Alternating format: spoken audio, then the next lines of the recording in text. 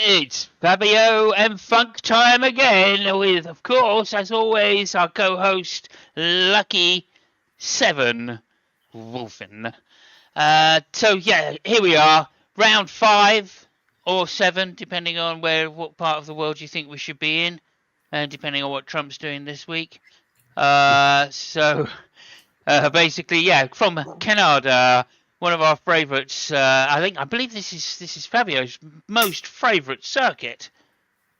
No, I think it sucks balls. Like Oh, okay. I major knew it balls. was one or the other. I couldn't remember which it Yeah, was, such yeah, balls or not. yeah. We've had some Yeah, good races from Canada, though. So, yeah, yeah, and let me just put another thing to you here. It's not a Tilka circuit. yeah. See, It's not a good circuit if you're a groundhog. It's- Again, yeah. who Yeah. was it? Ocon got the groundhog this time, was it? Yeah, and also someone else as well. Also was very close to a groundhog. I think there were 2 groundhogs this year. Well, yeah, one was Stroll, and the other one, I don't know. Stroll. It was Albon. It was Albon. Albon. Yeah. That's right. Yeah. Totally He said he wrecked was his very car. unlucky. He said he was very unlucky, but not as unlucky as the groundhog, obviously. Well, actually, to be fair, they get excellent seats. Well, that's true. talking about groundhogs, I think that Norris and Piastri, get a mention for that too. But I don't know what they were old thinking. McLaren thing. Yeah. I don't know what they were thinking. We will, of course, cover that. Let me just say hello first of all to, of course, Grand. It's me. There it is. You don't need to say hello to me because it's Oh, me. okay. Well, in that case, if that's you, thank you very much. I've only got one thing to say. Mike Crack says, "Fuck off." Okay, that's fine. I thought we had a viewer, but no, we don't. It's just someone trolling us. Where's the comments? Let's take that down. And also, I want to say hello to whoever this geezer is. Andrea Zotti. Who is he? Ozzy. And Andre Ozzy. That's a foreign name, isn't it? I think it is. Yeah. No idea where he's from though. I think It's he must probably be a from. Muslim. I don't know. Yeah. Yeah, he's from Australia because he's got Aussie at the end. Oh yeah. Right. So there we Saucy go. man. Okay. Right. So we've had our laugh. We're the only ones watching. Who cares? Yeah. What can I say? Great. So as I say, we were at Canada this week. I'm going to briefly go over the, calamity, the confusion, the incoherence that was the Canadian Grand Prix. The worst decision of the weekend. Would you like to say that for us? The worst decision of the weekend was starting the race on intermediates. McLaren. Well, that on paper was the worst thing which was going to happen, but then the directors of the circuit decided to fuck up the starting procedure. Like there was no tomorrow. Nobody like twice knew or 3 times. Fuck those. Nobody knew what the fuck was going on. It was just mental. Yeah, it was a bit of a mess, wasn't it? Which made the decision to start on intermediates even worse. Exactly. The McLaren. So I mean, like if a couple of ifs here.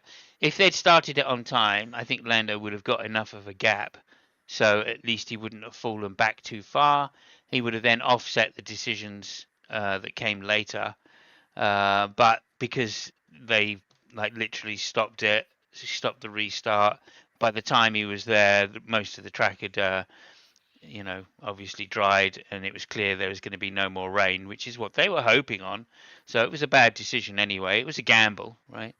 But if they had a 50-50 chance that there was going to be rain, then okay, well, that's the only way they were ever going to win the Grand Prix. Let's face it. So he made a from that blinder of a start on those intermediates, though. I mean, he got off that line really quickly. Well, I think the the thing about the Inters is they come in quick, right, and they don't cool down as much. So they heat way faster and they lose temperature way slower than the other tires. Yeah. Plus, it's greasy on that straight. That's where the rain was. So another reason why the pit wall may have made that decision. And like I said, if they'd started on time and properly, and I agree they couldn't have done, right? Because if they'd noted, Lindblad's car was clearly not going to be able to start, so that is a dangerous thing. But they didn't put up the yellows, the lights.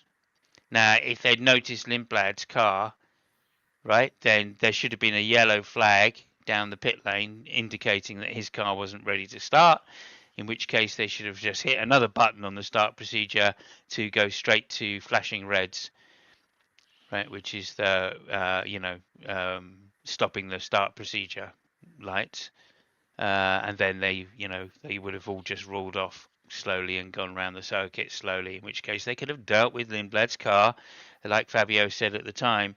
They'd even opened a hole in the pit wall in order to get Lindblad's car out very close Yeah. to where he was. And yet they didn't want to do that. I guess thinking, well, the McLarens are going to come round and pit, so we don't want a broken car in the pit.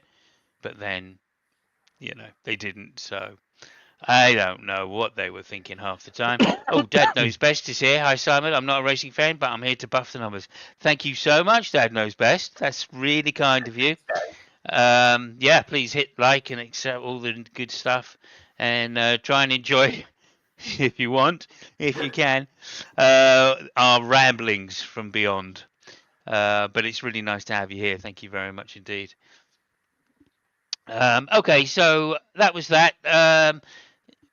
McLaren's on the wrong tyres basically for the track in general, and why they didn't want to just come in and go to the back and start on softs, I don't have no idea.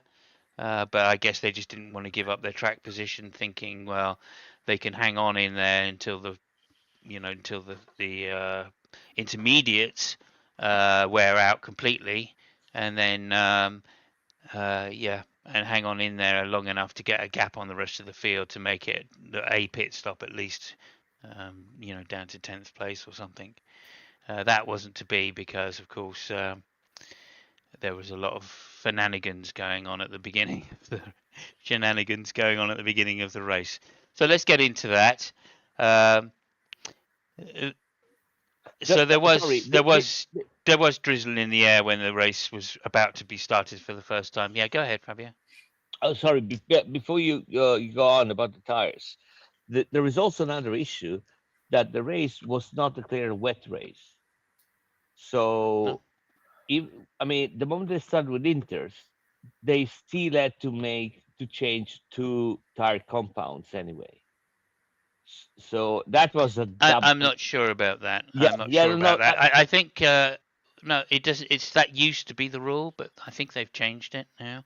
So if you run intermediates at any point during the race, that counts as a change in tires, and you can run any tires you want thereafter. I'm pretty sure it applies only if it's a clear wet race. But regardless, it was fucked up anyway. So Yeah, it definitely was fucked up. But again, I'm pretty sure that yeah, they were reporting it on our Sky. Bernie Collins was reporting it as that rule was no longer there, and that you can run. You only have to run one other compound. In fact, you can run the same compounds to the end of the race if you wanted. So they could have gone to hards and just gone to the end of the race, which is probably what they tried to do. But that's not going to work from the back of Montreal. That's no way you can just sit at the back of Montreal waiting for everybody to pit ahead of you, because because of the nature of the circuit, mainly the chicanes. You're just going to lose too much time. There's too much field spread at Canada. So but please look that up to double check it. yeah, I'm sure she could be wrong, that's for sure. So as I said, Lindblad finding a problem with his gearbox was pushed out. So then they came back round again. I think they did 2 laps, didn't they? Before coming back round again, having cleared Lindblad's, because they decided not to open up the pit wall properly. So they decided to push the car right to the back of the grid, and then round the corner and into pit lane that way, which took a lot longer. So 2 laps later, they lined back up again, and then they had a pretty good start, or a reasonable. Oh no, they didn't have a good start. What was this? What was wrong with the second start? Can't remember. Oh, that second start was Lindblad, right? So the first start was the lights not working, and the second start was Lindblad's gearbox problems, presumably from overheating. Hey, lyrics! Good afternoon from the Rockies. Oh my goodness, I'd love to be there now. But there you go. So yeah, so that was the thing, and then the third start was a pretty good start with, I say, Lando Norris, even though the track it stopped raining then, or the drizzle had stopped, and the Norris still got a good start on his intermediates, although it worth noting that Piastri didn't. So I think this was more down to just Norris having a great start than otherwise. Of course, the end of lap one, I think it was Piastri decided to pit from his position. He had nothing to lose at that point. Norris hanging on in there to try and get some field spread at least to minimise the problems. Coming round on lap two, he decides to then pit for his soft tyres off the intermediates as the track was now fully dry, and that put him way down. At this point, Antonelli was in the lead, and Russell pressed him hard, overtook him into lap one, on lap three, and they in fact swapped places several times on that lap. So by the time they got to lap six, still fighting each other as hard. It was a very interesting race. Russell did what I thought was quite a sneaky maneuver in that he overtook and got pulled straight in front of Antonelli to take the downforce away from his front wing, which made him lock up. And just the skill of Antonelli's driving really stopped him going in the back of Russell. So I think that was a little careless of Russell, really. Disrespectful is not exactly the word I'd use, but just irresponsible under the circumstances. And that was going to be a carryover into the first corner, of course. Antonelli trying to go around the outside and got pushed off the track. And so that was the beginning of it, I think. Nonetheless, Hamilton had a great start, which was lovely to see. Antonelli finally getting round. That battle between Antonelli and Russell was so entertaining. I can't say this is why I love Canada. Not because I used to really enjoy racing the track on the F1 game, because it was a great track to drive out of the season. And I think the drivers find that in general as well, because you can overtake and re-overtake so easily. George Russell, started getting a little panicked under the pressure from Antonelli, because he'd already flat spotted his tyres. He found it very difficult to stop flat spotting them, or to stop locking up his brakes. A lot of people were locking up their brakes. It was a real thing. Piastri trying to overtake Albon sillily into the hairpin, just drove straight into the side of him. Terrible driving by Piastri. So he basically then had a massive penalty there as well, and that put pay to his afternoon, as well as putting pay to Antonelli's afternoon.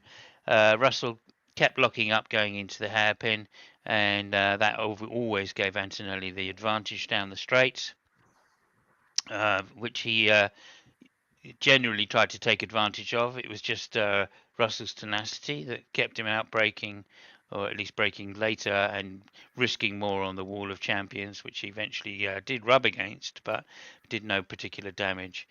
Eventually, though, it was Antonelli who finally managed to get the run on him down the straight and overtake and go into the lead.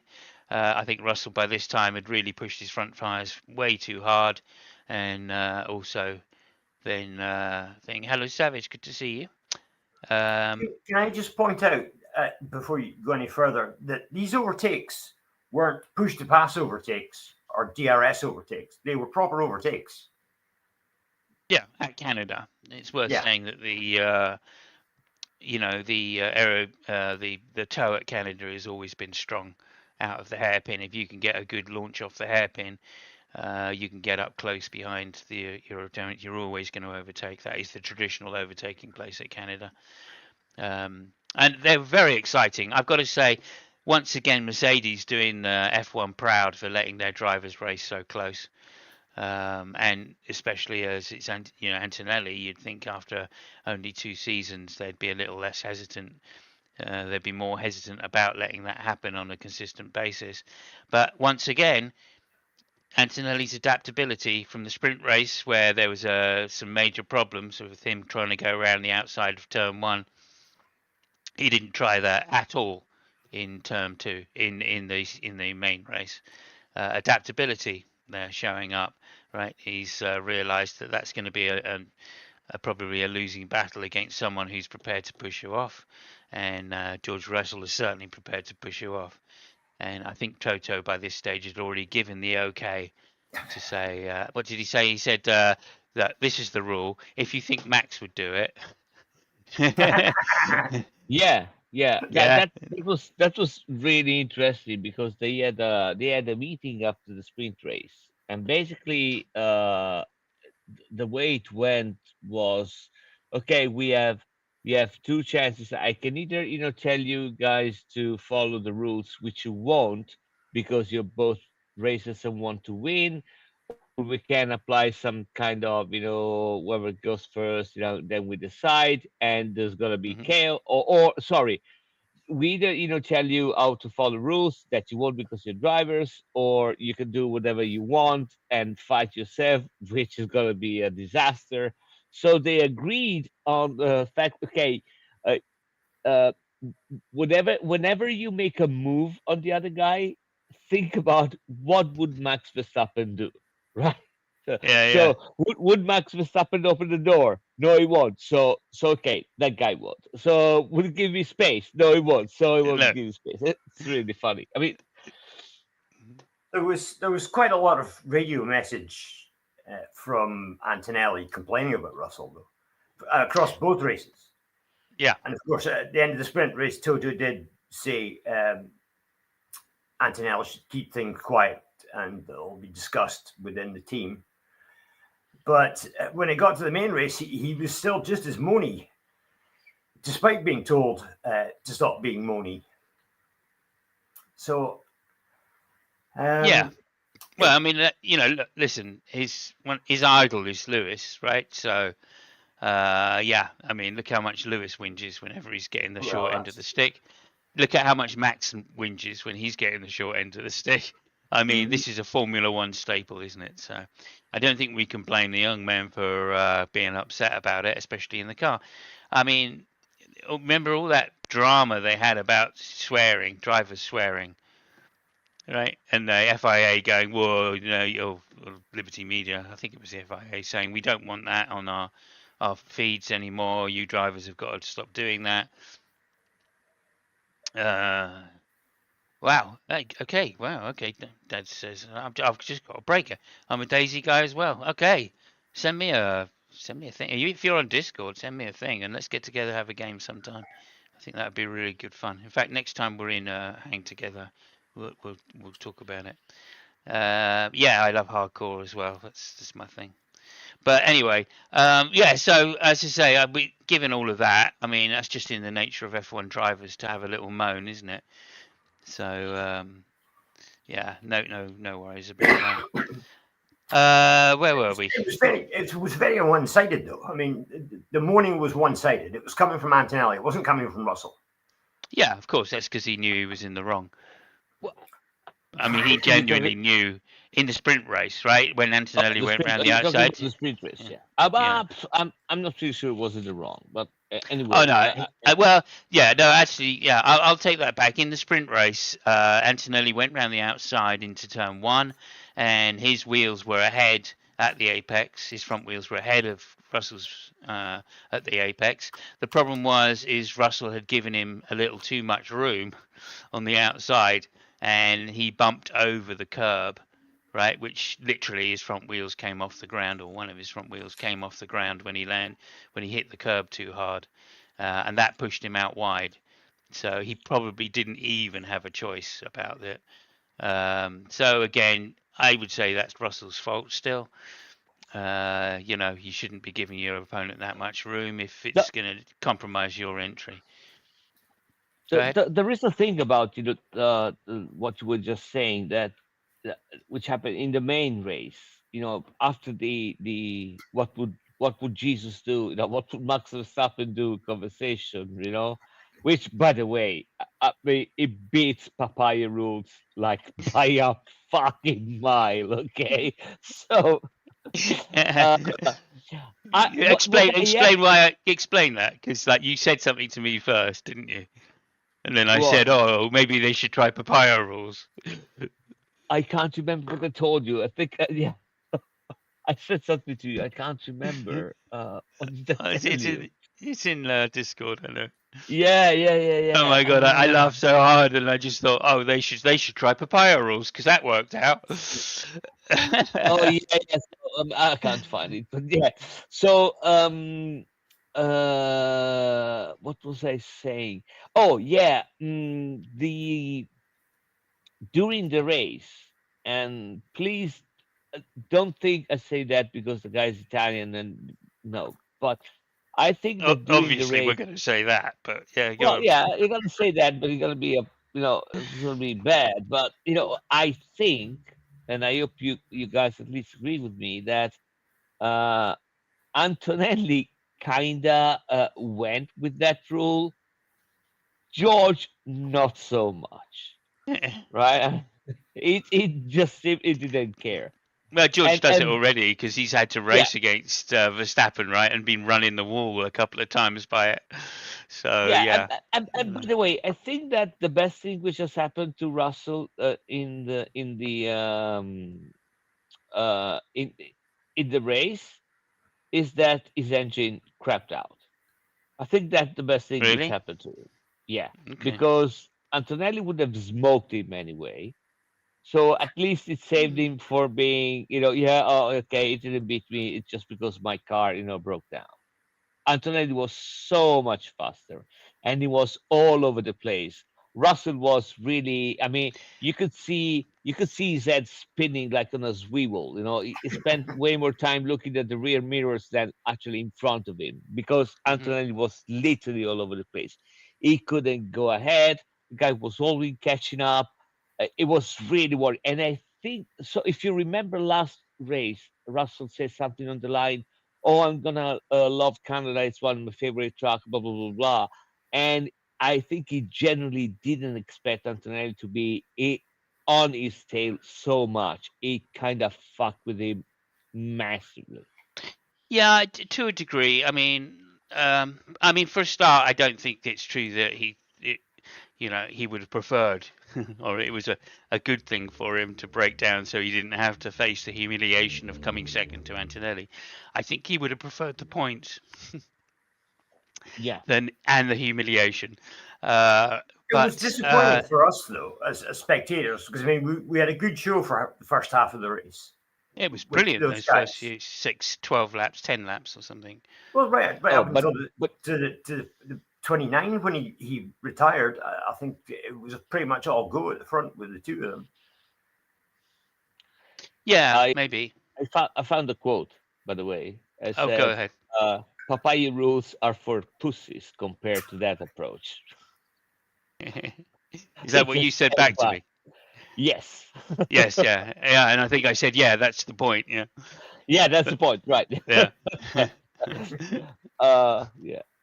but Yeah, yeah, but more to the point of George Russell's state of mind right now. I think that mm, Russell is really in a big predicament for a series of reasons. The while you're doing that, I'm just gonna go ahead. Sorry, so sorry. so the, yeah so the first one is that at the beginning of the season when Russell was calling out his adversaries in yeah, he called out Stappen, Leclerc, he called out everybody but Antonelli, and now and now he's dealing with the guy. So that's the first thing. The second one, I think so. Russell, I think he has a contract 35 million something something. He was the guy. They didn't renew in the contract because Mercedes was hunting for Verstappen when Lewis went out.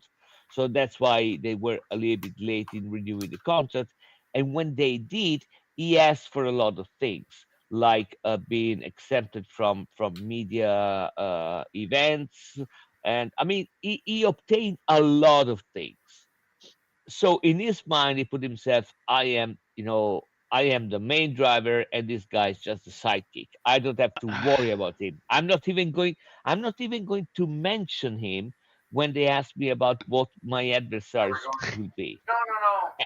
You know, Who the And fuck was that? and now he finds himself with these, like wild honey badger slash weasel slash actually fucking legend on his tail, and he can't shake it off. Also, he does that on a track that Russell said it's one of my favorite tracks. Yeah, The and I So think consensus that of that was key. Yeah. the consensus of opinion at the end of last race was that when Russell gets to Canada, it's his kind of track, and he'll be the man to beat. But I yeah, mean, that just was not the case this weekend. It wasn't the case. Antonelli was all over him yeah. like a cheap suit. Yeah, Hey, I'm not it's sure sorry, that's hold on a second. He's that's Italian. There's strictly true. nothing like a cheap suit, And it was a fully tailored Armani suit. It was. Yeah, Kurt, I'm not sure that's true, but nonetheless. well, I mean that really was the consensus of opinion, Simon. If you read the the Mhm. uh, the news kind of Formula One Mhm. news sites, that's what people were saying. Peter Windsor was saying he was adamant that as soon as Russell gets to Canada, he's going to show him who's boss. But I mean, that just wasn't the case. Mhm. Yeah, look, I do think look, he's. Let me just put this up here, right? Because I just want to show everybody, right? So there we go, 4 in a row for the main man in F1, as you can see there, the He's main man definitely being. the main man. He is, as you can see, and like I do think that this is an incredible achievement. Number one, never happened in Formula One history before that somebody after winning their first race has then gone on to win another 3 in a row. That's Never right. happened in Formula One. So this is outstanding performance, and it shows, right, Well, that this guy is the real deal. Like we were talked about, I don't know if you've seen one of the shorts that we've done recently. But we were talking about Antonelli and he has a particular and unique set of driving skills, which some of which are matched by other people, right? So Norris is extremely fast, right? He's just a naturally God-given talent in a car in terms of feeling the car through the seat of his pants. But it seems like Antonelli can match that. He can soak up pressure from behind, right? Like Prost did in the day, and not worry. That's not true of Russell, right? As we found out, you put pressure on Russell from behind, he still hasn't learned that gift. So there's that as well. And it seems like Antonelli can do that. So, he has more skills across the broad range of driving than most. And now, yeah, he's no Alonso yet, right? In that he could, or Lewis Hamilton, in that he can read the race from the cockpit and understand what other people are doing and when they're going to be doing it, etc. Or Max Verstappen, for instance. But he's still only in his second season, and he's got all the time in the world to learn this stuff. And like I'm saying, he's a very fast learner. So this bodes incredibly well for him being the Mercedes number one, more than likely by the end of this year. I personally think he will go on now and to win the championship. I can't see Russell outperforming him on any of the really fast circuits. So he's got that natural gift at least. Anyway, Do you think we were heading Before you for? go, hang on, guys. Before you go, I just want to do this because I haven't seen Old Nag for ages. I'm taking off, busy boy, with this new map. Came to see his sweet cake, so I must speak to you later. Love you. Bye bye. Yep, kiss you on the dick. All right, no problem. Uh, Okay. Thanks very much, and yeah, I'm looking forward to the map hugely, and I can't wait to have a go on it. Basically, so good luck with that, and I'll speak to you in Discord soon. Thank you very much, Nag. All right, go ahead, guys. Very Now, very quickly, criticize me away. I think that if you put a gun to the head of Toto Wolff and you ask him to pick a driver right now, he will go with Antonelli for obvious reasons. I Yeah, mean, yeah, he for picked sure. the guy. The second thing is that I've read around that somebody compared the actual Mercedes situation to the one which was in McLaren between Alonso and Lewis. While I can see some of the similarities, I don't think that is going to be the case for the simple reason that, well, Russell is not Alonso, first of all, Yeah, right? And while I can see Antonelli being compared to Lewis at that time, uh, I don't think that none of them are as evil as Russell and Alonso were at the time, if you get what I mean. You know, they as are a Alonso little, was. Yeah, I yeah, mean sorry, yeah, Russell is a team player, no doubt. yeah. Right, They are both a little bit more civilized than Alonso and Hamilton in McLaren at the time. So yeah, kind of. Yeah. yeah, I mean, I can kind of see it, but I don't think that is it's precisely going to be the case. No, absolutely. I mean, Alonso was even before he came to McLaren was known to be a team individualist and Oh yeah, oh yeah, very ruthless and oh disruptive. yeah, He oh was yeah. disruptive, which is why Fabio liked him so much, presumably. Oh, there Um, is people in Ferrari which still remember the guy. Like it mm, is the nightmares. yeah. So, like, that's the thing. And then the second thing, of course, is, it was Lewis's rookie season that he almost became champion in. Another Yeah. unheard of feat in Formula One. So, I mean, Lewis was fighting as hard as he could. You know, Ca- It, it, uh, Sorry, it, Lucky. Now go ahead, Lucky, because I want to yeah, go. correct Simon's sure. Well, I was going to mistake. make a different comparison. I was going to talk about Hamilton and Rosberg at Mercedes. Are we heading for another episode like that with the two drivers just being at odds with each other? I don't think so. Uh, No, no, I no, think no, I don't think if so either. Yeah. Russell doesn't want to win it by having to play dirty tactics. If he can start beating Antonelli on pure pace and driving skill, he'll do that. He's not above trying to use psychological tactics to win. That's a different thing. But I don't think he's going to start getting absolutely dirty with it and I, like doing like Alonso blocked Hamilton from going out and getting that qualifying run that time. But Those remember, tactics if you aren't going to remember that happen. Rosberg Hamilton situation, I mean that they may not have said it, but that team was split with two I, drivers. It was Mercedes Hamilton and Mercedes Rosberg. It was like two different teams, and they were fighting each other. And at the end of the last race, where Hamilton deliberately slowed down in order to try and have his teammate overtaken by somebody to lose him the championship. I Hmm. mean, that's the kind of thing that they were doing. It wasn't like dirty tactics. well, Oh no, no, no, I, that's th- not I, true. th- I think I think that right now in Mercedes, well, okay, so I would say one of the differences is that I am positive that right now in Mercedes, again, gun to the head, you ask everybody, you will find a vast majority of the people in the team that are siding with Antonelli. That is my impression. The other thing about the Hamilton Rosberg is that, and so I always say that Russell is no slouch. He's a fast driver. There is no question about that.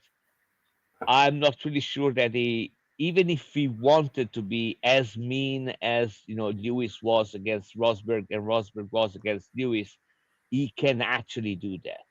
I think he lacks the first of all the character and the capabilities to be that mean, which I'm not. It's not disparaging. It's just he has a different set of skills. He can't become, that mean. He kind of was in Canada, but I think this is the most you can see him doing stuff like that. Yeah, like I said, it seemed like in the sprint race that Russell deliberately ran him out of space. But you go back and you look at the replays real carefully, and I'm, it actually wasn't like that. He was trying to give him space. I'm Uh, thinking more about so the race rather than the sprint race, by the way. okay, well, So either way. yeah, And yeah, then yeah. the second thing I want to say on that is that Lewis pushed Rosberg for well, it was the third season that Rosberg finally lost his thing and went right. Fuck this guy. I'm never going to win if I play by the tactics I've been playing by, which is to give him room and just race him one for one. And so maybe like that's Russell's attitude right now is just I just want to race this guy and beat him, right? And if I don't beat him, I don't beat him. That's how that goes. But I'm not gonna. It's not gonna be for want of trying to beat him. Uh, but that wasn't Rosberg's position in the last season that he was in Formula One. He was out for it, right? I mean, I'm very surprised that he didn't poison Lewis's dog. Like Well, we I mean, talked there is about it. also We talked about that at the time, right? Like you said, if I was Lewis, I'd have a barbecue next to his. If I was Rosberg, I'd be having a yeah, barbecue next to his, next to his caravan. right, You yeah, know. yeah. Well, I mean, there is also the fact that Antonelli is not. I mean, it's not like he's going to win a championship and go out and serve tea, to people. Is it there to stay? So, but I just want to correct you slightly on something that you said, Go ahead. Samos, about no, but I mean, you are right. Okay, don't get me wrong. It's just me that I've slightly changed my attitude towards Alonso. I mean, I still think he's a dick. Okay, Yeah, but yeah. I am developing a soft spot for that guy because he's almost half a century old and he still wants to race, and he does that with a basically with a chariot, painted, Yeah, yeah. green painted chariot, Fucking Ben right? Hurst thing. Yeah. Yeah, yeah. So I think that from now on, if you ask me to give votes to the driver, Alonso will get a 10 every time, regardless of what he does, just for the fact that he shows up on that shit, at Mm. that age. So yeah. Yeah, I mean, he's been paid a hell of a lot of money to do it, more money than he'd get anywhere else Yes. on the grid. And bearing in mind he's burnt enough bridges that there's no way he can go back to Ferrari. There's no way he can go to McLaren. I mean, he You could know, stop.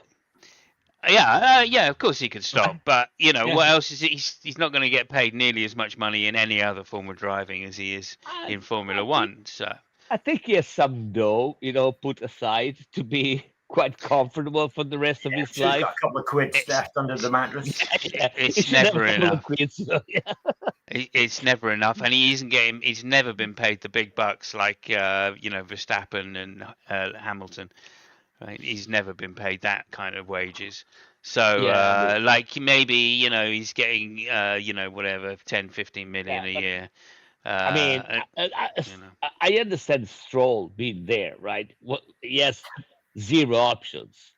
But I mean, Alonso can quit and go. If you want to go racing, he can go.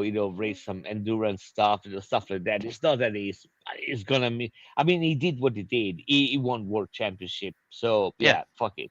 two of And them. Yeah, still, yeah. he drives that I mean, bloody. if I was Alonso, I'd seriously be thinking about and going to run IndyCar. I mean, Yeah, yeah, A, the wages have gone up a lot in IndyCar. B, the technology of the cars has gone up a lot. yeah, And then C, he can get into a decent team over there. yeah, Not a, yeah, he won't obviously he can't get the Honda engine, which is the problem. I guess is what's stopping him. But nonetheless, there's some pretty good engines in IndyCar, regardless. So, yeah. And and they're half, not half the that far drivers in apart. IndyCar are ex Formula One, so you'll feel quite at home. Well, I Well, mean, say also half, but yeah, nobody really knows him. So at least he's got a couple of years, just before everybody starts, slashing his tires. that he can live with, you know. Yeah, So exactly. Again, his reputation goes before him. So yeah, it's yeah. if you're investing like 10, 15 million on wages for him, yeah, you've got to be pretty confident that he is going to be the one that delivers. So anyway, and as I say, I just think it's down to his longevity in Formula One is as long as they keep paying him big bucks, he's going to stay there, and he doesn't care whether he finishes at the back or not. So Moving Anyway, along from Alonso, can we say again. speak about the most happy person in the whole of Canada on Sunday? And that, of course, was the number 2 man, Lewis Hamilton. He got to second Yes, go ahead. place, Go ahead. best position ever. I'm And just Ferrari, waiting for Simon's reaction when you said number 2, man. You know, I was just waiting. Yeah, I know he meant on the podium. I on the mean, podium. yeah, like I was amazed. I was amazed. Yeah. His overtime, and we didn't get through it because I didn't finish my highlights because you guys, because of you guys, basically. Yes, Sorry. yes. No, that's all right. Fuck that. Fuck, we don't need to do that. This gives us extra time to chat about bullshit.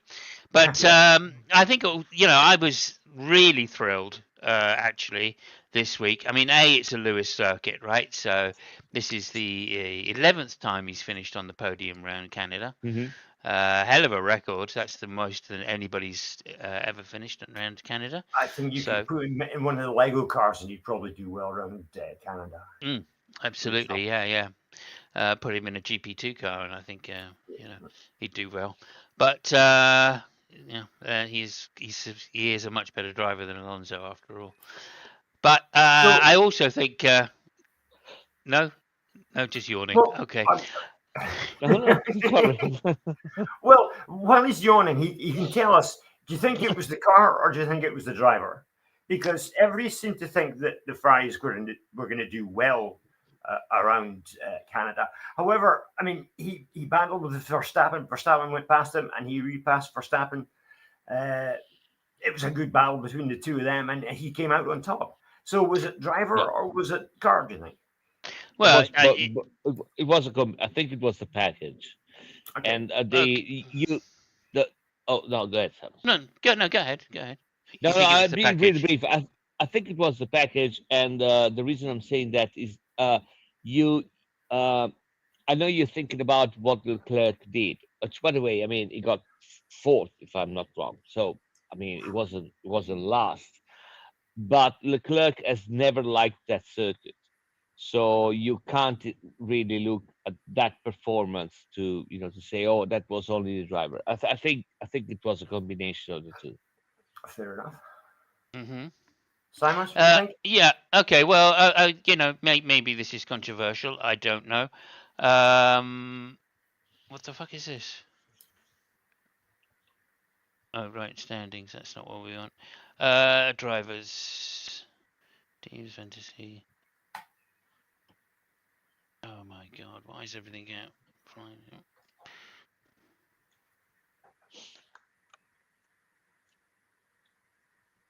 Yeah, I can't see where it is. Yeah. Oh yeah, here we go. Results, highlights, not highlight results in the race. There we go. Fourth it was indeed. Yeah, Charles Yeah. Leclerc fourth, 44 seconds behind, 34 seconds behind Hamilton. Right. So okay. So there's a number of components to this, right? Which is first of all, it's a power circuit, as demonstrated by the qualification. They all went 2 by 2. Every time you see teammates qualifying very close to their teammates qualifying on row by row by row, it's because it's a power circuit, and that it's the engines that make the difference. So that's the first thing to say. And Ferrari didn't have the most powerful engine, or don't have the most powerful engine. So I think that they benefited from Norris and Piastri making that huge blunder at the beginning. So I think that they're the most done. Isaac Hadjar had a bit of a nightmare race as well, Yeah. as rookies tend to do at Canada, right? Because it is a tough driver's circuit. This is one of the reasons why I like it so much, because it is a driver's circuit, and that's why I think Hamilton does so well there. And nobody has as much experience around that track as Hamilton, so that's another reason. The second, or the more important thing, I think, is that although it's a power circuit, you can set the car up different ways for Canada and still have some good results. If you want a fast lap time, you can go for medium to high downforce, or not high necessarily, but medium downforce, and that can work for you. Because through the chicanes and stuff, you gain so much extra speed, and there are so many chicanes and tight corners that can really help get your lap time down. But in order to overtake, generally, the most, at the end of the last straight into the last chicane, that's the best overtaking position, and that can be done with low downforce.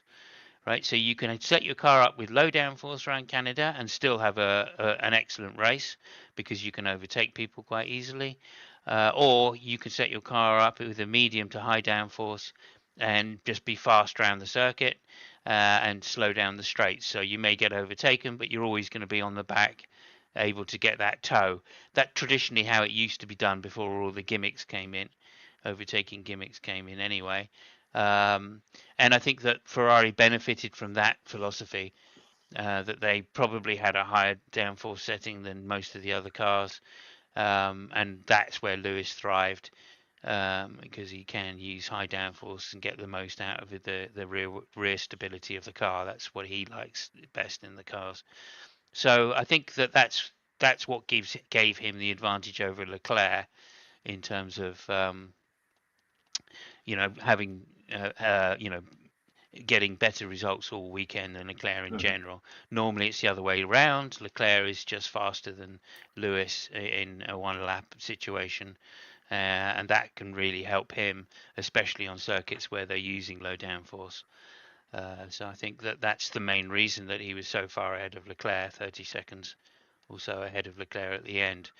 And also, that showed in the overtake on Verstappen, not just that he could, not just in terms of where he overtook, because that's where he overtook is, the place that if you have high downforce, you can overtake. Around the outside into turn one, that's been done many times, but you do need the aerodynamic advantage, as well as probably a bit of electrical advantage for Lewis in that particular moment. But of course, high downforce means you can brake later, etc. So all of that goes into overtaking on turn one, whereas Lewis couldn't get close to the back of Verstappen down the main straight. So I think that demonstrates that there must have been some setup difference between the two. And then also on top of that, it was kind of evident to me that the Ferrari has a superior chassis because Lewis caught up 6 or 7 seconds, right? So to get to the back of Verstappen before overtaking him. So that was a consistent run of faster laps. Now, if it had just been down to electrical power, that probably right that wouldn't have been the case. So that's why I put it down to setup more. That he just had a superior setup for a faster car around Canada, which for me is the higher downforce or medium to higher downforce as opposed to medium to lower downforce, which it appeared Verstappen had gone for. Yeah, So those are the reasons that I would give to say, look, this is why Lewis is so good around Canada, because he can extract the downforce, the extra downforce through the chicanes to get him in a position where he just tows down the first straight and overtakes into turn one. Okay, sorry, that's Fe- my little rant. Ferrari was really efficient in the first two sectors. A little bit less in the last one, when the big straights were. But Hmm. yeah, I mean, Yeah. yeah, that is a Lewis circuit, and it's definitely not a Leclerc circuit. I think that plays into the equation.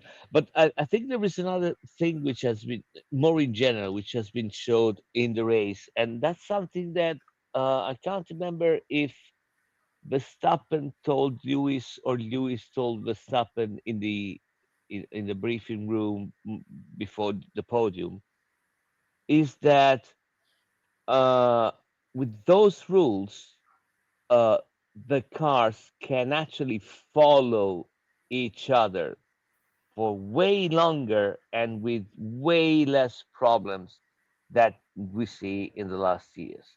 I think that They, was Verstappen the, that told Verstappen yeah, told Hamilton.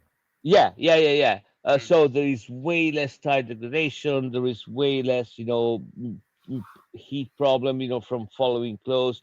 You don't see them, uh, going in the back. And if they don't succeed in trying to overpass, to overtake, they have to stay behind for a little while, to cool everything and then get back. They can actually follow each other really close for a longer time, which again, makes for everything way more exciting. And I think it plays into the kind of game that people like Antonelli or even Leclerc or Verstappen do when they try to push somebody to make a mistake.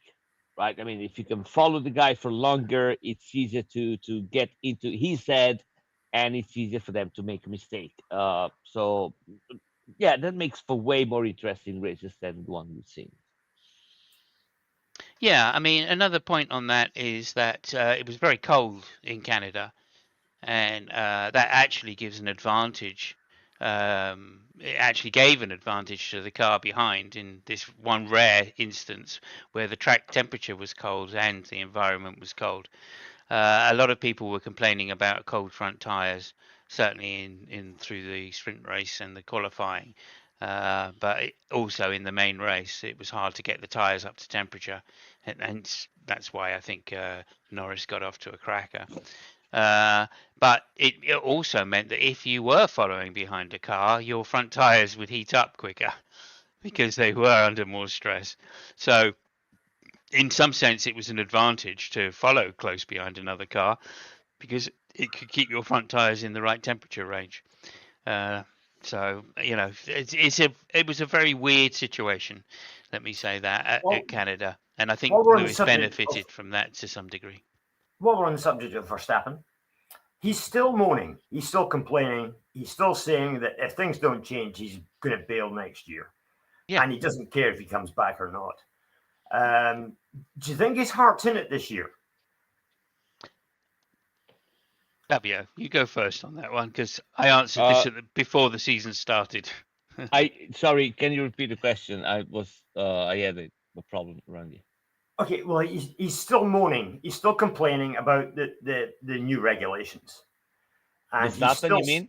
yeah, Verstappen, and he's Oh, saying that that's yeah. next year he's going to bail if things don't change. Do you think his heart is actually in this season, given the fact that Hajar seems to be keeping up with him quite nicely compared with No, previous teammates?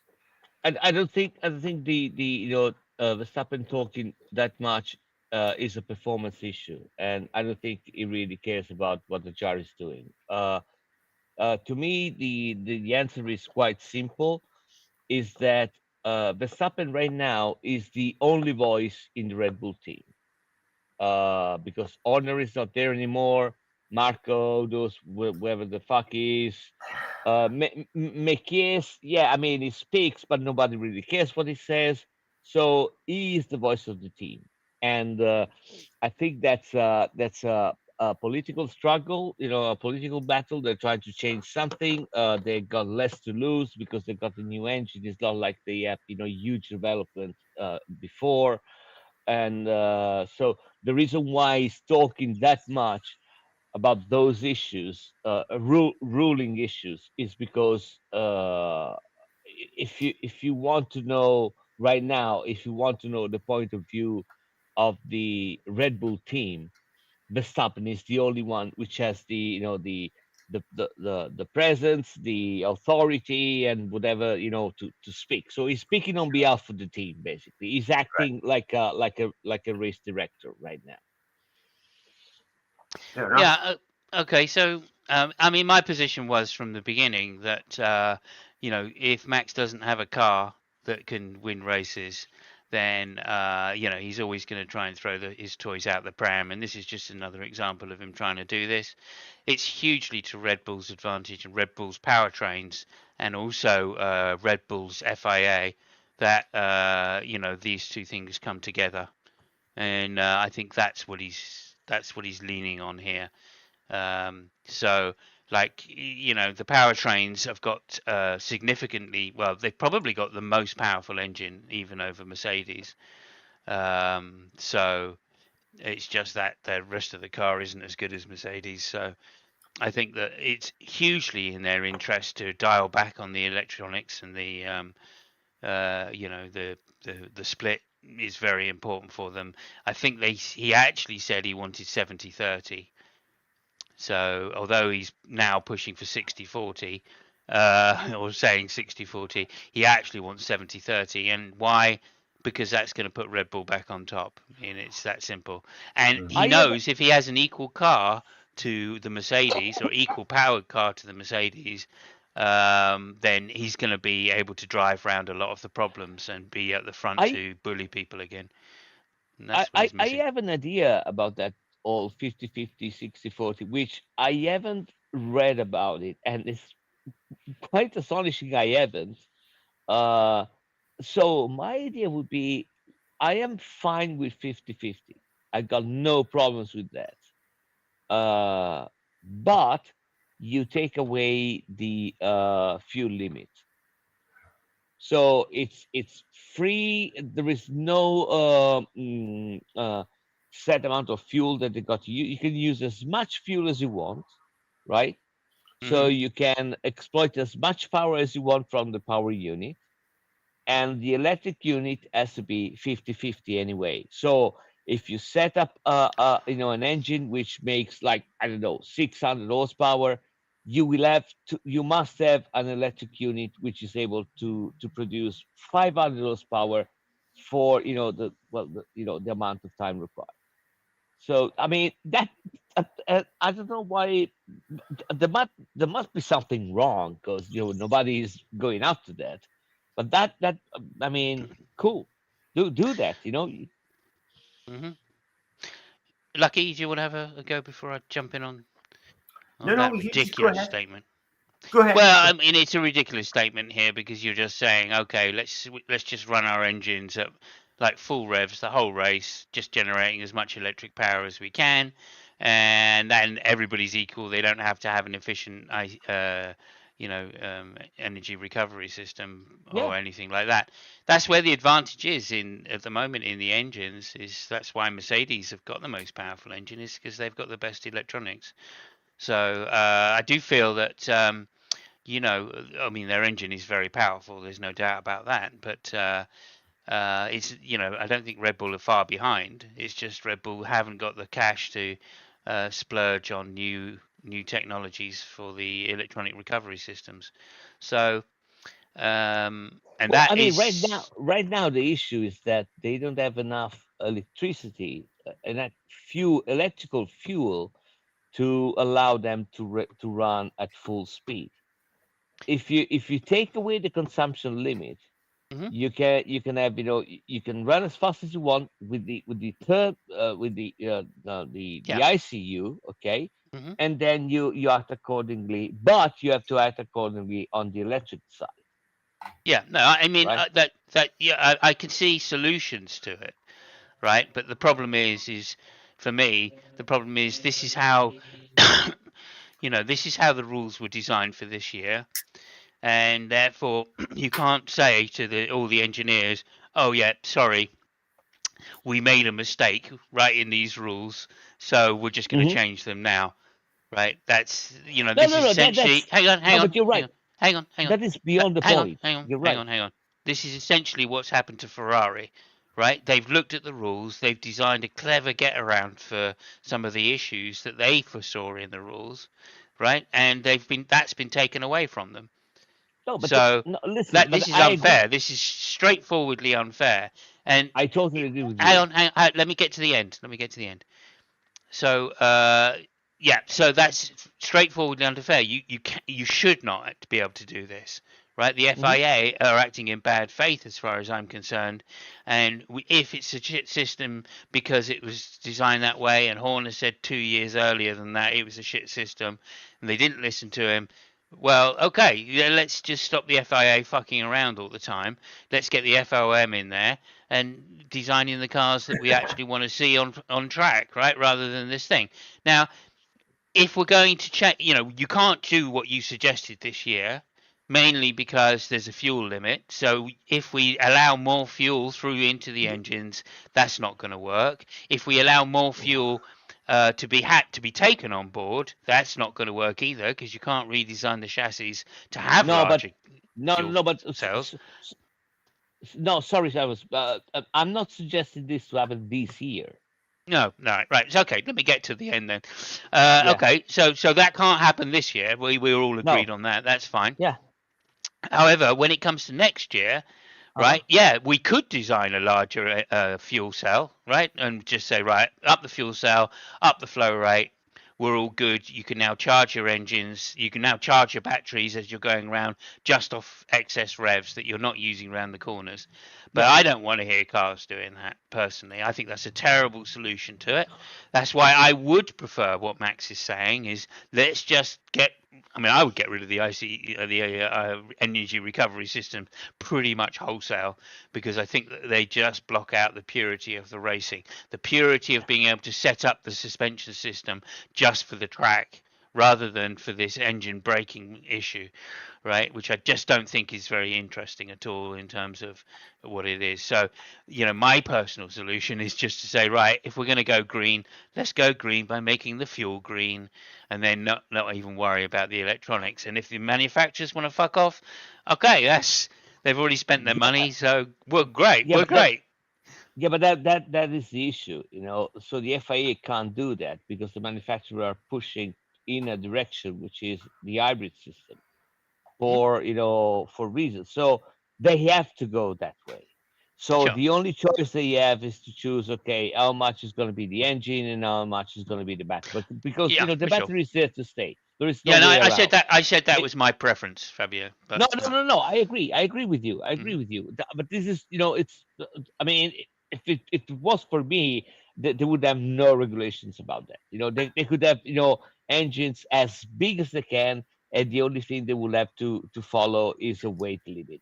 So this is how Nazi I am about rules. Okay, so you can put Oh dear, you mentioned the Nazis. Goodbye, everybody. yes, yeah. If it was for me, you could put an 8-liter, Yeah, engine I in the understand. car, I understand. right? Yeah. And the only limit is going to be the weight. Hmm. So if you want to put a bigger engine, you will have to force to go with less fuel because so this is how mental I am. But the reality is that the manufacturer want to go that way. So if they want to go that way, I think that switching to from 50-50 to 60-40 is moving is shifting the goalposts, but eventually you will find the same brick wall. So and again, I'm not saying mine is a solution. I i i I think it might be something worth exploring because it might give the manufacturer a little bit more leeway in actually exploiting the old system that they want to develop. So if somebody is really cool, in doing better engines, they will be able to do that, but they will be forced, to follow through with the electrics and vice versa. So there will be something in between. But again, I haven't thought it through. I don't know. Maybe it's a really shitty idea. I'm just saying that if the solution that the FIA has for the next year is 60-40, yeah, okay. I mean, you just shifted the thing a little bit, so Yeah. the car will be revving a little bit, and instead of lifting and coasting 200 meters, it will be 100 meters. Uh, okay, Mm, cool, yeah, yeah, but I don't see okay. that as a I solution. so want to come back, but Lucky, what would you say? Um, I'm not sure that this push to pass thing is in any way helping Formula One. And we've now seen in Canada that if you've got two cars that are using their push to pass and their DRS, whatever it is these days, in synchronization, then they're just going to follow each other like Antonelli and Russell did. because they're doing exactly the same thing at exactly the same time. Now, if they were out of sync and one of them was being smart and using his push to pass at a place where the other guy wasn't using his push to pass, then that would make the thing that the FIA wanted happen. But that's not happening. They're keeping themselves in sync. So you're just getting cars going round, following each other. And the passing they were doing, as we saw this weekend, was normal Formula One passing and not push to pass passing. So Well, I think the whole fucking thing is a disaster, and we should ditch it and get back to a internal combustion engine, and that's it. I don't think it's a disaster. I think it's something that they have to put in there because the DRS was not enough and everything was too predictable. Uh, you're right in one point. In Canada, we saw a lot of people being synchronized, but that was to be expected. Once the team begin to understand how they can exploit the system, eventually they will exploit the system in the best possible way, and that means that more or less they're gonna be the same. I am not really sure about what you said about ev- this is going to happen every time.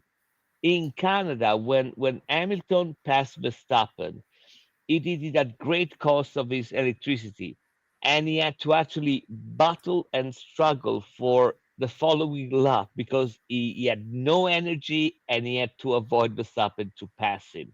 So Hamilton did something different in order to pass Verstappen, Okay, and and that's and my the, and the, that's my point. That's the yeah, whole but point. no, but listen, I mean, but the next lap was really, really, really good to watch because you could Mhm. actually see Hamilton driving over the car in a way that he was not supposed to drive because he used the energy in a different spot, and that was a great driving lesson. So I'm on the fence about that. I think that things can still happen, which is something that cannot happen with DRS because you're forced to be used in only certain sector of the circuit. This one gives drivers a little bit more freedom, and we saw something on that in Canada. Yeah, that you're kind of making my point that the Hamilton and Verstappen being out of sync on their push to pass stuff um, Hmm. was something exciting, whereas the guys Yeah. at the front who were synchronized, it was a different story. It was just they were going past each other uh, under normal Formula One uh, overtakes. No, well, I mean, okay. So first of all, the guys in the front were in the same car, so I mean that's Oh, one that's true thing. as well. Yeah, that is true. Characteristics are quite similar. Uh, what I'm trying to say is that having nothing, it's quite a problem because then you really can't see overtakes. It's gonna be bloody difficult. So they need something, that's something that can allow them to pass to push the brake point, a little bit more and all that stuff to make races interesting. And I think that if the alternative, so if we have something like the DRS and the push to pass, I would rather go with push to pass because at least you can use that whenever you want. While on DRS, uh, you can bet your money where all the overtakes are going to happen.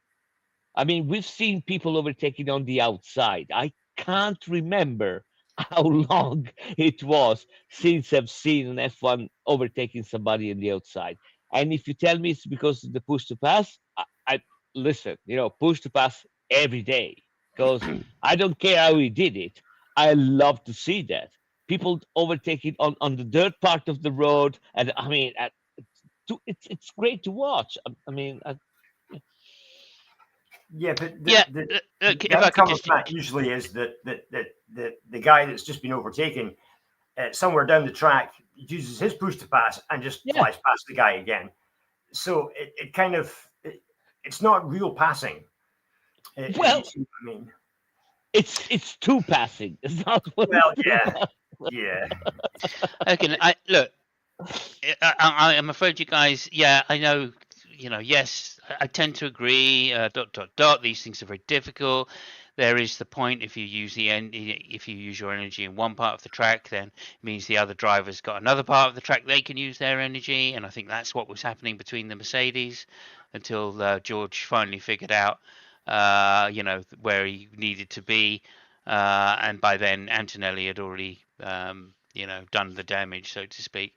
So, like, I don't think that I think those points agree to that. But with Verstappen and Hamilton, it's a different situation.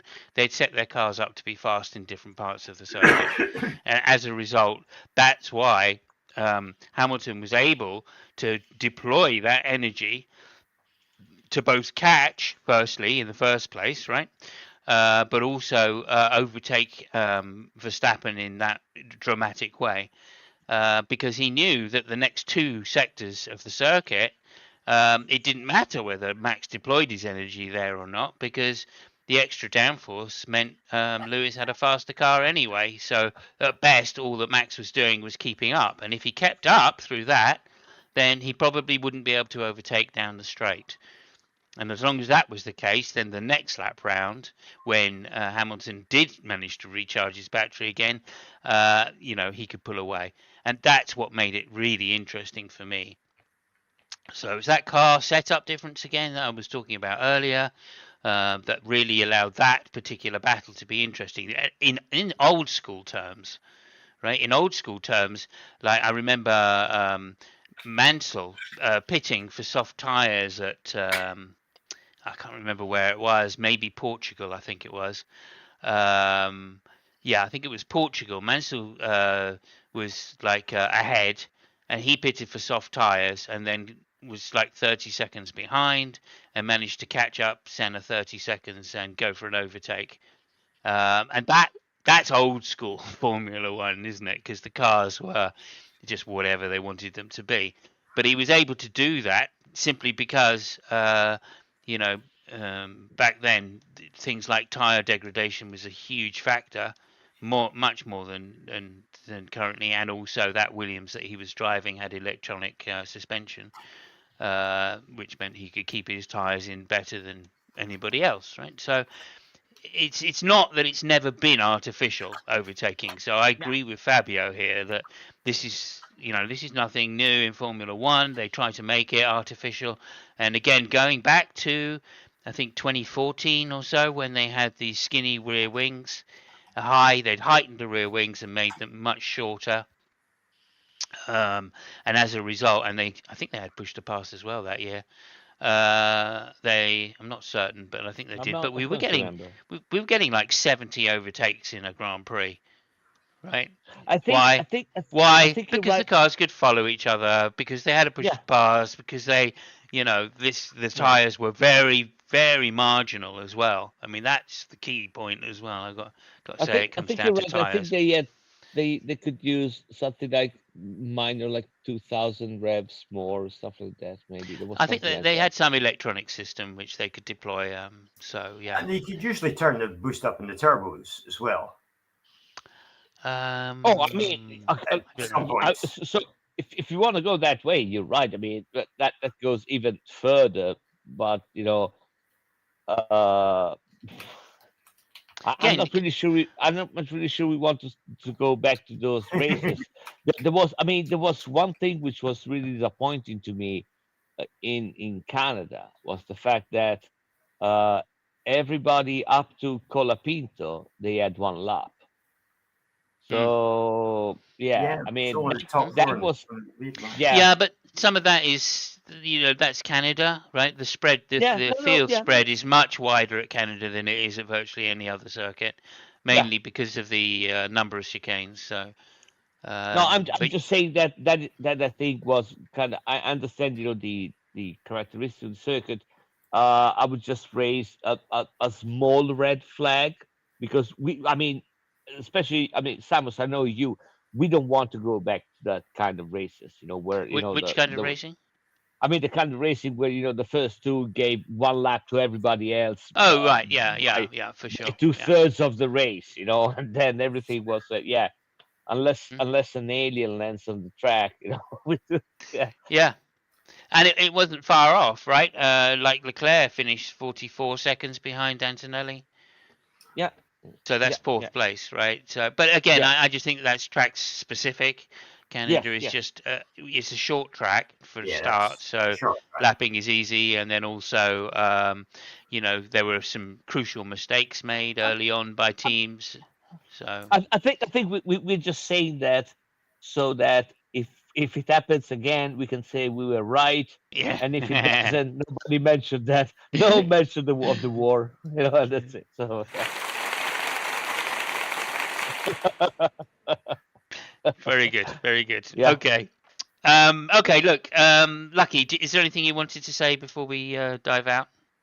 Well, I believe Mike Crack had something to say. Did he not? Mike Crack. He said Canada's number one starter. He started from the pit lane this Sunday. Holy shit. What a twat, Lance Stroll. There we go. And your Crack said that, did it? Yeah. Indeed. Okay, that's fine. Like, I do think I think I really enjoyed the race. Number one, mainly the beginning of it was fantastic, made by the two Mercedes, and then the end of it was fantastic, made by Lewis heroically catching and overtaking Verstappen. I thought that was all really, really good. Most of the rest of it wasn't. I wish there had been some rain because I wanted those McLarens to jump out ahead and then watch the Mercedes catch them up. I think that would have been like quite amazing. But there again, the FIA. Yeah, I mean, it's not the first time we've had electronic problems with the starts at Canada. I do think their technology is a little bit behind. And also, I was disappointed once again with the TV coverage. Just to throw that out there. I was So actually really happy about that. I was going to say that they've made a really good job. See, okay. I don't think it was really good. I think that there was a few things that they just didn't get to quick enough. Like some of the replays were really slow, and etc. etc. But like it was good. It was good because Yeah. there was a lot going on, and I think it could have been better. But this I is think nothing I new think for it's fair to Canada say again because they have a French. Yeah, go ahead. no, you finished. Sorry, I thought Well, you they have a French directorate. They have a special deal with the FAA that it's a different group of people that do it.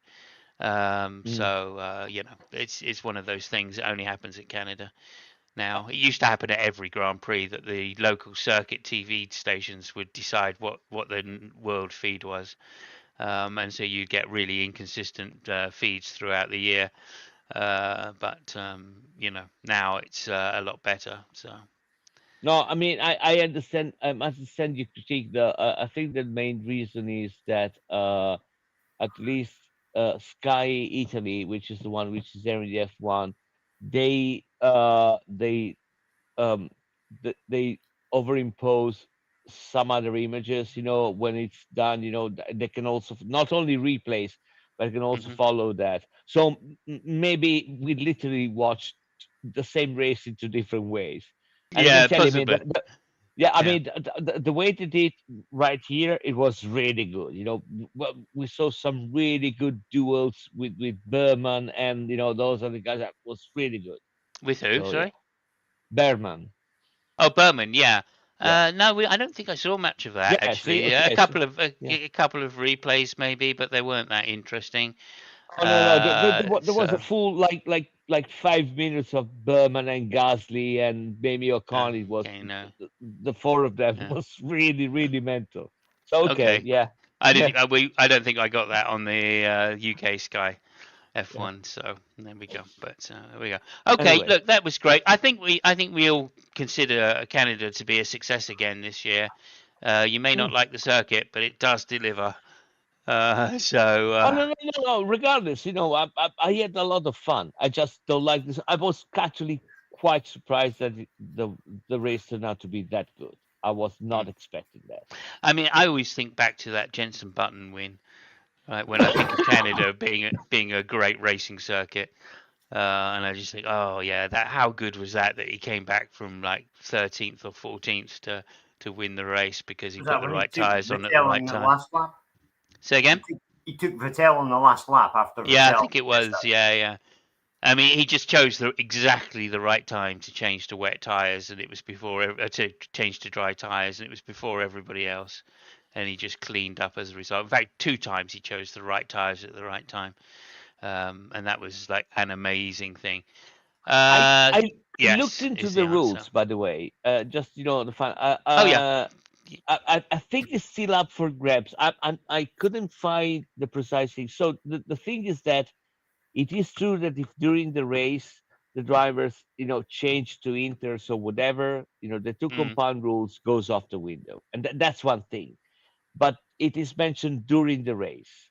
I think that if you start with that, in order for you to be allowed to throw it out of the window, the two compound rule, the race has to be declared wet race from the start.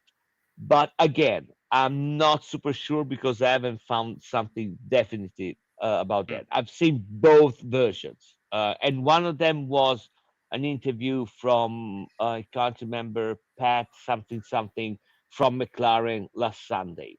So as you see, there might be some misinformation about that, but it's I can't, there is still no clear thing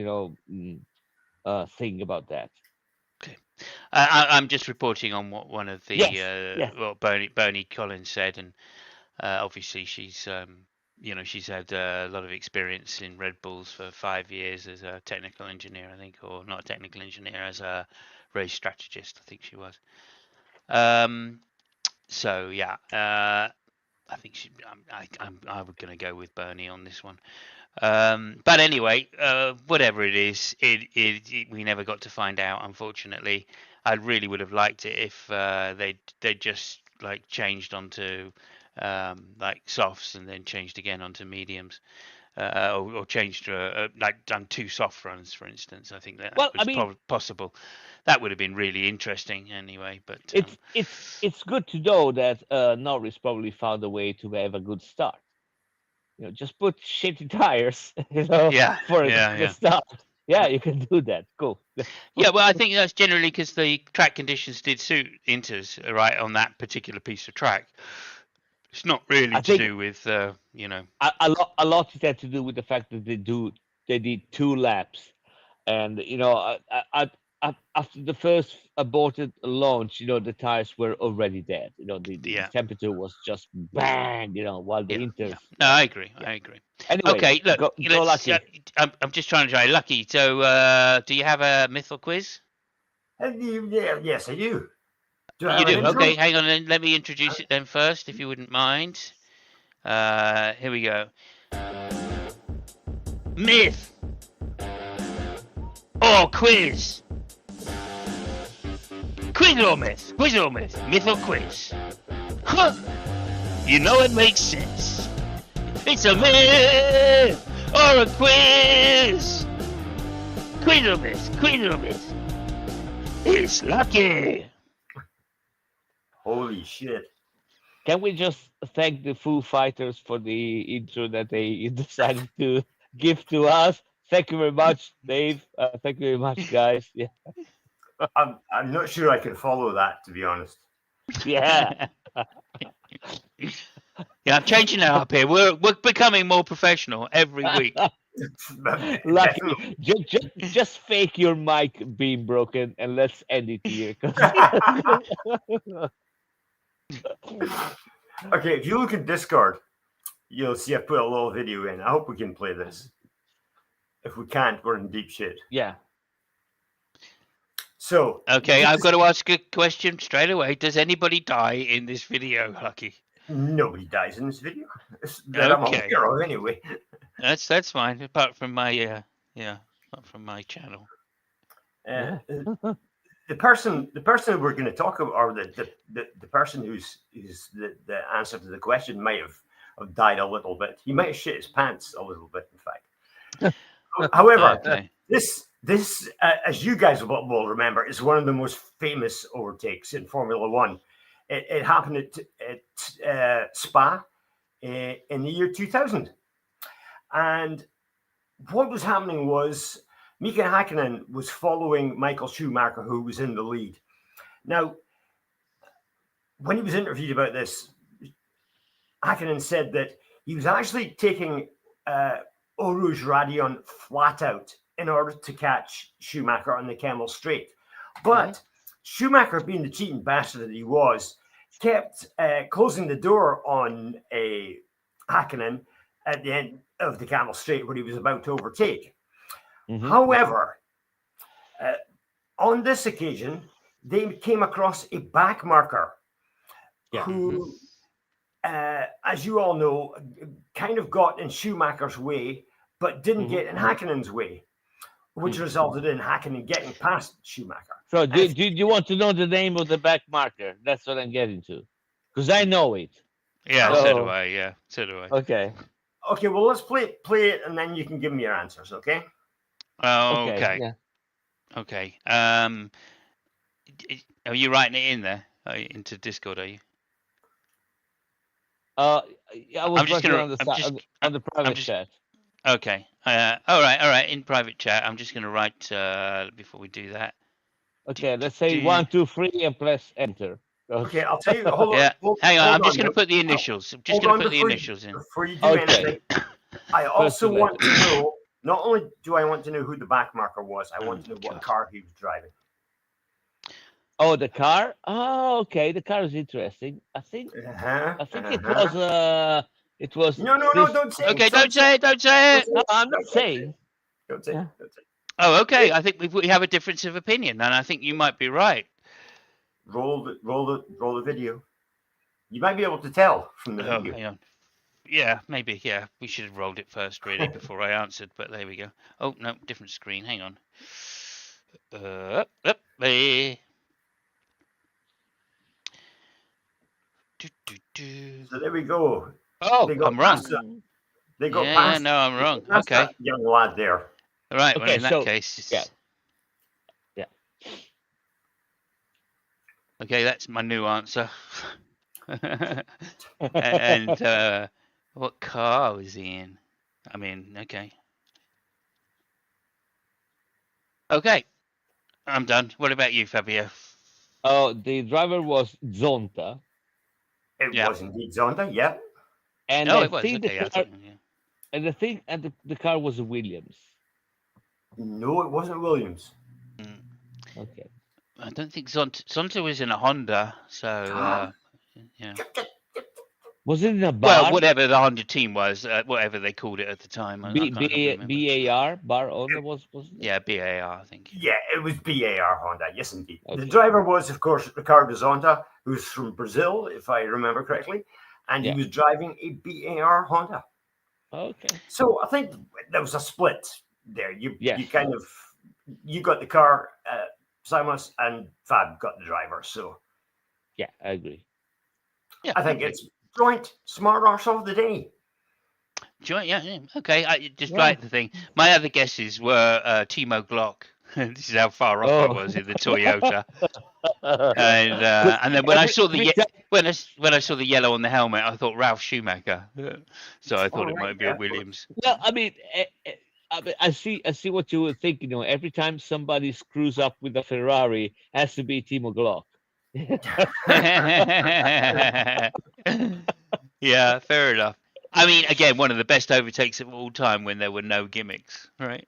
It was Just to indeed, point that and out. And I don't think Zonta got in the way of Schumacher at all. By the way, that was just No. pure brilliance Yeah. by Kimi, right? Timo, Hakkinen. no, Hakkinen, what Mika had- Hakkinen. had been Because he happening in the hang on, previous laps?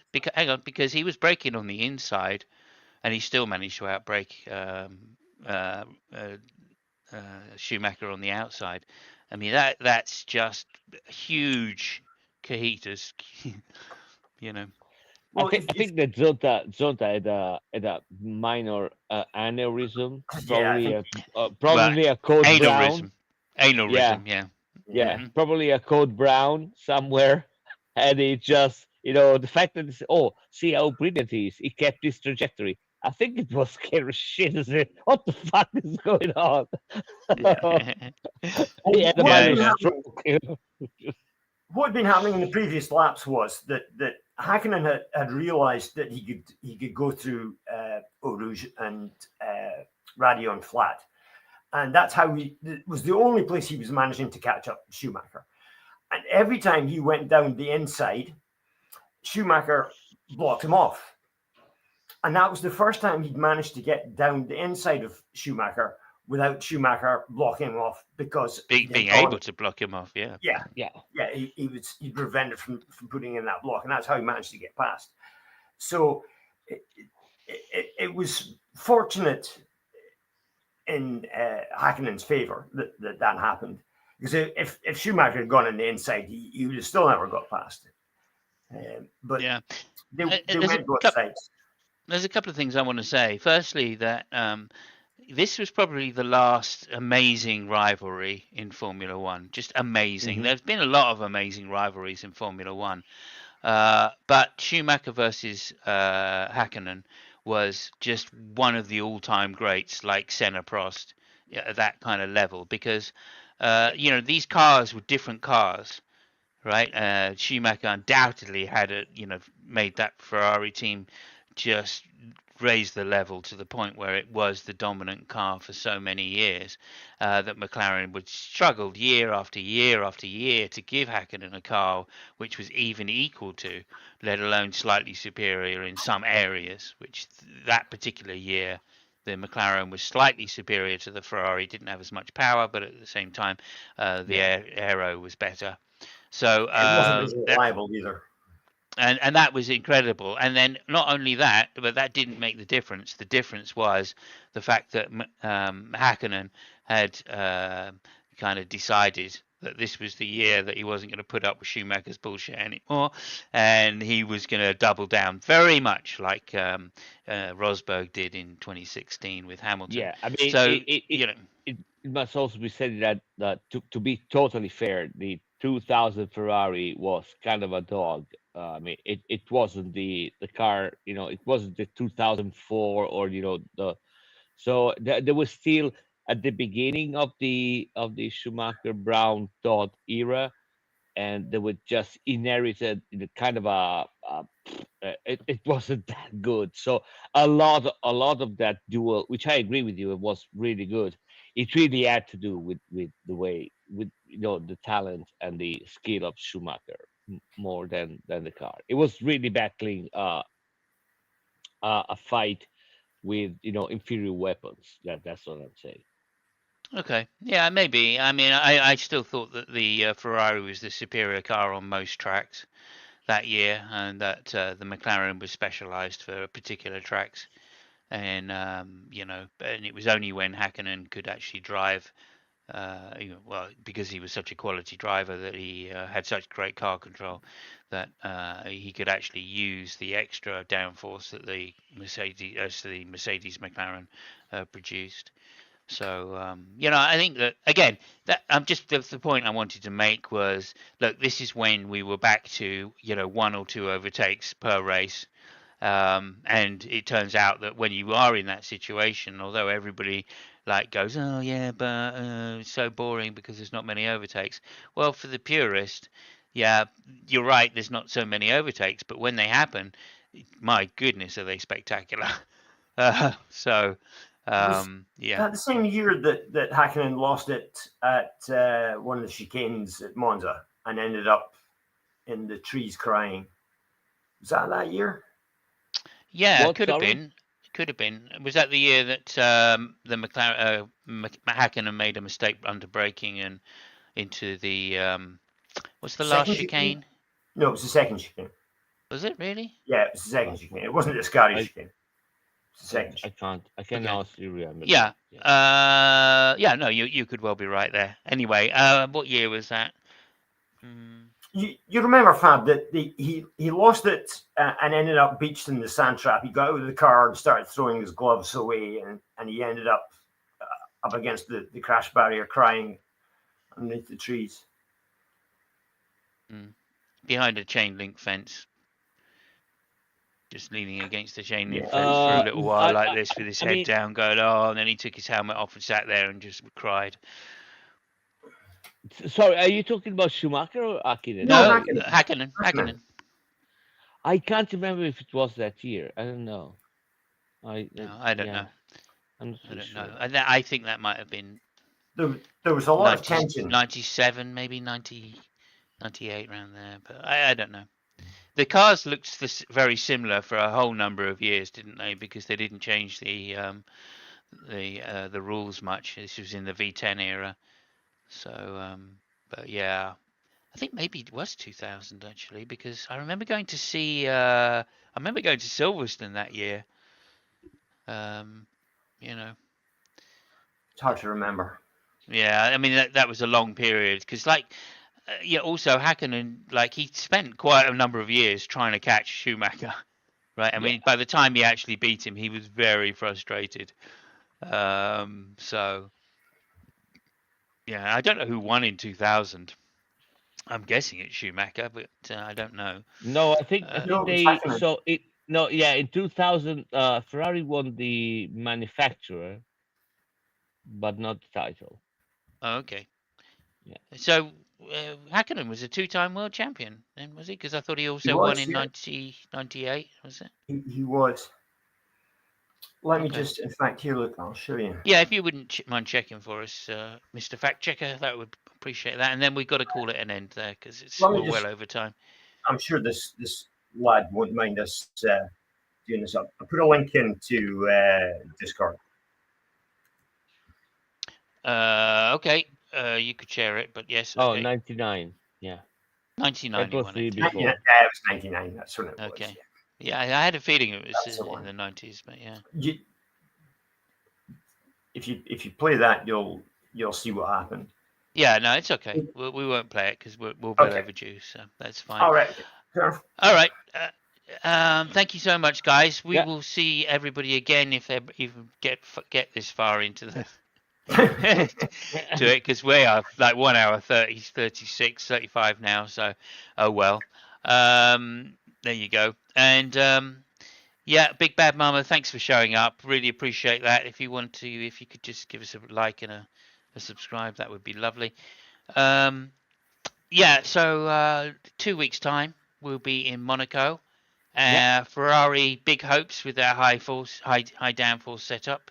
It's not a power circuit, so Mercedes